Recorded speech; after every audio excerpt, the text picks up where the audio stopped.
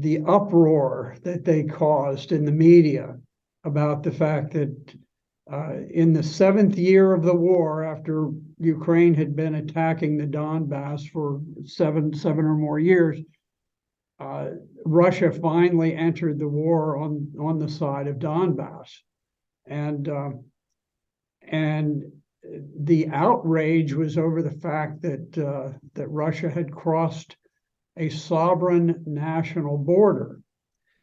Well, you and I know from great experience in Syria, this idea that somehow it's unforgivable to cross a sovereign nation's border. The United States is unlawfully occupying northern Syria today. We have bases all over the place, and there's not the slightest hint of international law that would make that a lawful invasion. It was simply a war of aggression, and the purpose of it was to steal the wheat and the oil from Syria in order to impose a great famine on the country, which they have done. And so we've crossed borders in Libya, in Syria, in Iraq, in Afghanistan, in Yemen. We cross borders all the time. There's hardly a year we don't cross borders. And yet, when Russia did it in order to defend the Russian-speaking people in the Donbass area and in Crimea, suddenly it became outrageous. The duplicity of the State Department and the Central Intelligence Agency and the White House is just breathtaking, because they created this national hysteria over something that we do on a routine basis, which is to cross national borders. Now, the only thing the independent people of the Donbass, I mean, they had declared their independence just as the colonies in the United States declared their independence from Great Britain. And that's how the United States began, was with a revolution against tyranny. The Lugansk and Donetsk declared the independence of their republics after they were subjected to tyrannical measures by the revolutionary junta that took power in Kiev in 2014, thanks to Central Intelligence Agency, British MI6, which turned protests into a violent revolution, which then began, killing, just slaughtering Russian-speaking Ukrainians. They went into the Donbass. There were very notorious instances in the Donbass where the revolutionaries in the 2014 revolution rose up and they cornered Russian-speaking people in buildings and then burned them down. Yeah. There's one fellow who managed to jump out of a burning building. He broke his leg, and then the mob of Ukrainian nationalists surrounded him, beat him to death. After they tried to burn him, they couldn't burn him. He broke his leg, then they beat him to death. Well, this kind of thing, Russia, the people who are in the Donbass are Russians. They're not Ukrainians. It was simply that after the Bolshevik Revolution, Lenin moved the Donbass. He moved the line, and he didn't move the people of the Donbass into the country of Ukraine, because there was no country of Ukraine. He moved it into that part of the Soviet Union that was the Ukraine, and so it was an administrative line drawing back then. But in any event, the war that Ukraine has waged against the Donbass is wholly unjust. Yeah. There is no justification for it. And Americans are told, well, this whole thing started on February 24th of this year. It didn't. It started when President Obama made the decision to overthrow the government, the legitimate, duly elected government of Ukraine, and carried out a coup in 2014. And then, under the umbrella of the Minsk peace accords, which everybody was hoping would bring peace, we began flooding all of these weapons. We call them defensive weapons. I don't know, anything that can kill you is not defensive. It is an offensive weapon. And we flooded offensive weapons, very advanced weapons, and we built up a very powerful Ukrainian army with the express purpose, with the determination of attacking Russia. The purpose was not to sort out some goings on within Ukraine, which Ukraine didn't mean anything to the United States. We didn't care anything about it. But there were elements in NATO and within the globalist movement, the deep state, and the foreign policy establishment, all of them casting a greedy eye on Russia with its immense natural resources, and with the idea that we could do a repeat, perhaps, of what happened with the breakup of the Soviet Union, when you had a handful of oligarchs, folks who had some money, and they were able to buy up the lands of Russia and the old Soviet Union and get them on pennies on the dollar.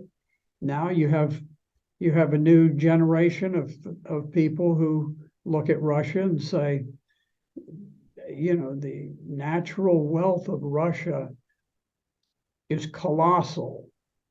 It is just beyond anything that's imaginable, and so we would like to be able to overthrow Russia, and we would like to be able to pick up their resources, have the boys from Davos move in and buy up what they want, get it cheaply, and become trillionaires and mega billionaires. Understandably, the Russian people don't want to accept that. Yeah, thank you so much for that excellent response. I want to just touch on some things you've said. Having spent quite a bit of time in the Donbass this year, and also one visit in 2019, absolutely the people there do consider themselves ethnic Russians. And people that I've spoken to, they said in the beginning, just as you outlined, it wasn't necessarily that they wanted to be independent. They just wanted to keep very much at arm's length the massacres and the Nazism, the fascism that was occurring in Odessa and Kiev. They wanted to retain their history. They didn't want to be slaughtered for being ethnic Russians. I was there in September during the referendum. People made it very clear that they wanted to join Russia, and they had wanted it since 2014.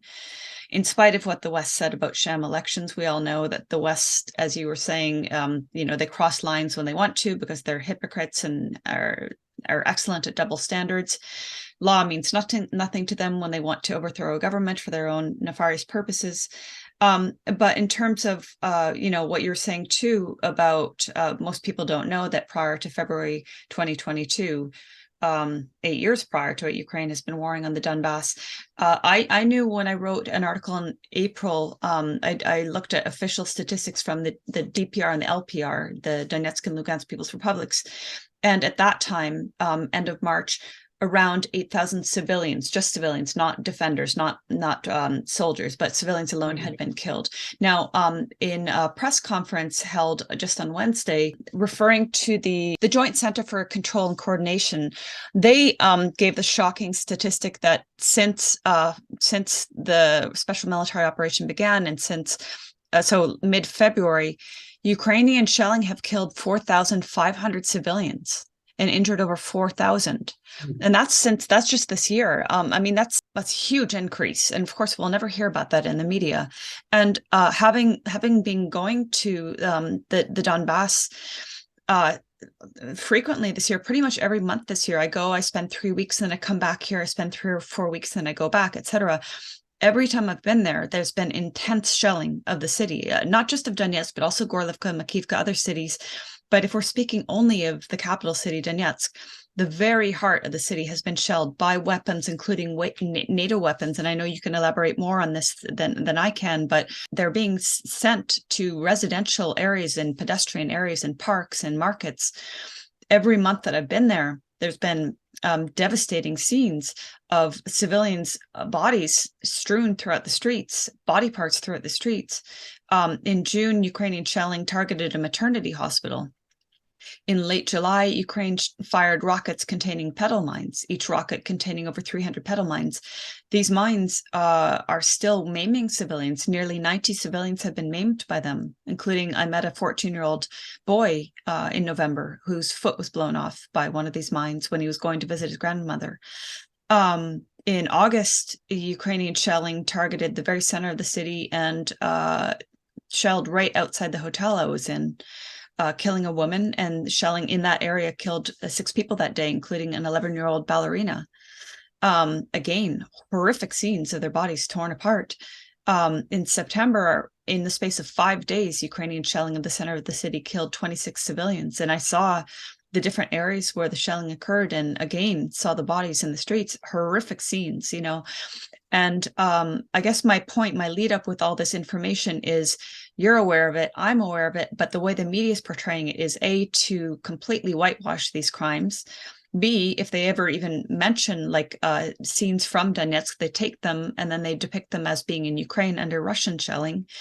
And then otherwise, as we well know, I know I've seen you've done interviews on the Bucha massacre, which was committed by Ukrainian forces, to completely vilify Russia. So my question to you, Senator Black, is, in your opinion, or rather, how would you describe Russia's military operation with regard to, say, comparing how the US operates, how Ukraine operates, et cetera, how Saudi Arabia operates in terms of wanton slaughter of civilians, and Russia's tactics in its military operation in Ukraine? Has it been employing the same sort of tactics of mass, you know, like Raqqa, for example, the mass destruction of Raqqa and all the, we don't know, thousands, perhaps, civilians killed? Are these similar warfare tactics, or is there a difference? From what I know, that the Russian forces have followed the laws of war. I know that from the command level, there is no support for anyone who commits violations of the laws of war. Now, I can't tell you that there aren't things that happen out in the field. Nobody can do that. But you mentioned Bucha, and I found that very interesting because, you know, I was a career prosecutor. I was the head of the criminal law division in the Pentagon, responsible for criminal prosecutions within the Army worldwide. And I got there because I was known as a very, very stern prosecutor at major military installations. And so I sort of have a way of looking at crime scenes in a very rational way. So I saw the videos that were sent out of Bucha, and immediately they were different. Now, you and I have seen massive slaughters in Syria by Al-Qaeda and its affiliates, ISIS, all of these other names that they come up with. They're all under the umbrella of Al-Qaeda. And when you see a slaughter, a mass slaughter, it is generally you have people who are brought together in a place. That's where they're beheaded, or that's where they're gunned down, or whatever. This was interesting because in Bucha, first of all, the bodies didn't start appearing until 4 days after the Russians left. The mayor of the city proclaimed, glory, hallelujah, the Russians have been driven out. There was not a mention of any slaughter, anything of that sort. Then all of a sudden, 4 days after the Ukrainian psychological operations troops entered the city, dead people started appearing on the streets. And they showed videos of, out the window where they're driving along, and here would be a dead person. Over there would be a dead person. 100 feet further, there was a dead person. All of them right on the side of the street with their hands zip tied behind them, just the same way that the Ukrainian soldiers zip tie all of their prisoners. And it was interesting because you look at the armbands that were worn by these civilians who were laying dead there. Now, the custom at the time, if someone was a Ukrainian sympathizer, they would wear a blue armband. If they were either a Russian sympathizer or simply just totally neutral, they'd wear a white armband. All of the armbands were white. None of them were blue. Why weren't Ukrainian sympathizers killed? Why only Russian sympathizers? Why would the Russians choose to kill Russian sympathizers as they're leaving town? Now, the Russians had occupied Bucha for over a month. I don't know how long it was. And if they had decided they were going to execute some people, why not round them up, take them out in the woods, slaughter them, bury them, and get rid of the evidence? Mm-hmm. That's the way. You and I have seen these things. Yeah. We've seen these things happen in Syria. And I've watched similar things over a lifetime. But that was what happened.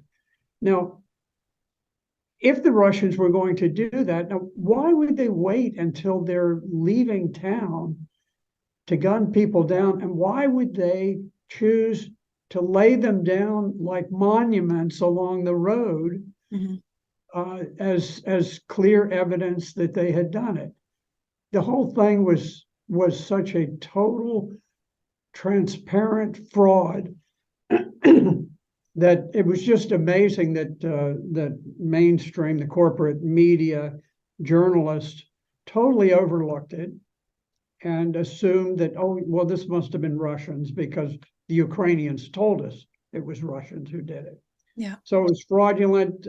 My guess is that what happened is that after the Ukrainian army moved in, they identified those people who had worked together with the Russians or perhaps given them food, water, whatever, and they took them out and they executed them, which they're very famous for doing. Yeah.